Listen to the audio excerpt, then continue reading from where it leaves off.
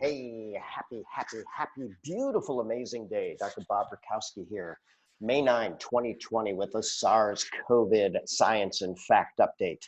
You know, it's not often that I promote YouTube videos, but I really want you to get this YouTube address and look it up. I think you'll find it really fascinating. In fact, I'll post a link after this presentation. So I like this quote from Socrates. He said, I cannot teach anybody anything. I can only make them think, right? So we have to come to own conclusions in our own minds. And so we want to share facts, and then, you know, interesting enough, facts can help, and maybe stories even more powerful.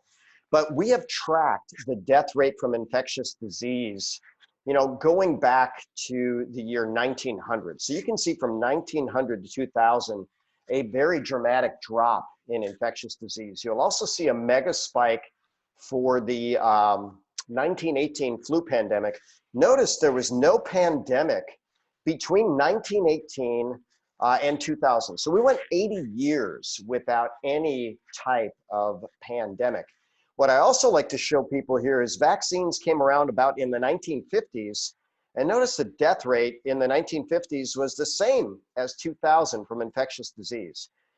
So, you know, did antibiotics contribute to a drop in infectious disease or death? Well, some say yeah, but notice there's no decline in that. Same with vaccines. But we go to this next one. I took the inverse of the graph. And if ever there was a really sharp decline in something, it would be seen as a spike in the other direction. So notice we didn't see any spikes in the other direction really, but let's go on the world scale. So now we go to 1950 and to present time, so 2020. Notice 70 years here, no major pandemic, no major drop. No major pandemic, no major drop. What does a pandemic look like? It looks like a spike. No spike. What does an advance in science that takes away infectious disease looks like? A rapid drop, a rapid drop. None of that. Very smooth, very predictable. Now we get to Worldometer today. This is the world population snapshot put there. We can calculate the global death rate. Here's what it was at the end of 2019, 759 per 10,000 people. Look, a little rise projected, maybe 760 per 10,000. So now we can get the total deaths today. We put that number in, and what do we see? We're exactly on projection. So this doesn't look like a global pandemic. So why all the deaths? Well, remember, most of the people dying are 70 above, 80 above, 90 above, and that's documented throughout the world. If global life expectancy is somewhere around 76, 77 years, if you have someone 80 die, was it a COVID issue? And I want you to look at that, right? People are posting, you know, my grandfather died of stage 4 cancer, and they're calling it COVID.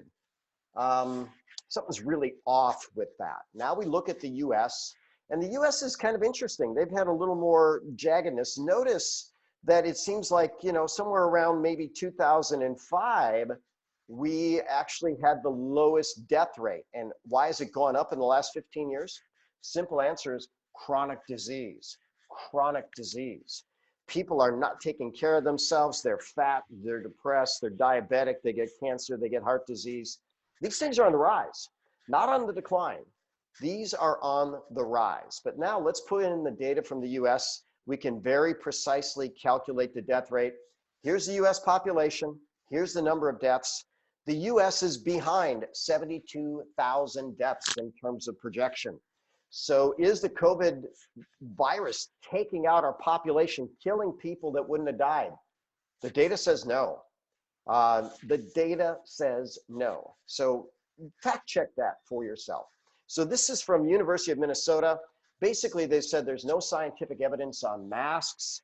And in fact, you know, they said, look, it might even give people a false sense of security, you know, and then make people have a little bit of reckless behavior. A great friend of mine is in town, Dr. Jared Brennan, and he says, you know, I just simply tell my patients that, you know, wearing a mask on your face is like trying to tell your underwear to keep a fart from escaping. It doesn't work. The viruses are so small. They get through the pores of the mask. And maybe that's why Fauci's not wearing a mask. Trump's not wearing a mask. This guy, I don't know who he is. This is a medical researcher not wearing a mask, not honoring social distancing. We talked about social distancing yesterday. It doesn't work. Masks don't work. Quarantining healthy people doesn't make sense. You know, look at the real data on Sweden. So Mark Twain, what did he say? It's easier to fool people than to convince them that they've been fooled. Fascinating story there. And we'll finish with Socrates. I can't teach anybody anything. I can only make them think. So let's start thinking about what's really going on. If we have not had a pandemic in the last 70 years, what's really going on? Could all this just be something that naturally exists within the course of human history? 1918 flu pandemic, that was real, no doubt about it. 2020, nah, the data's not showing it. It's not showing it at all. So let's think critically.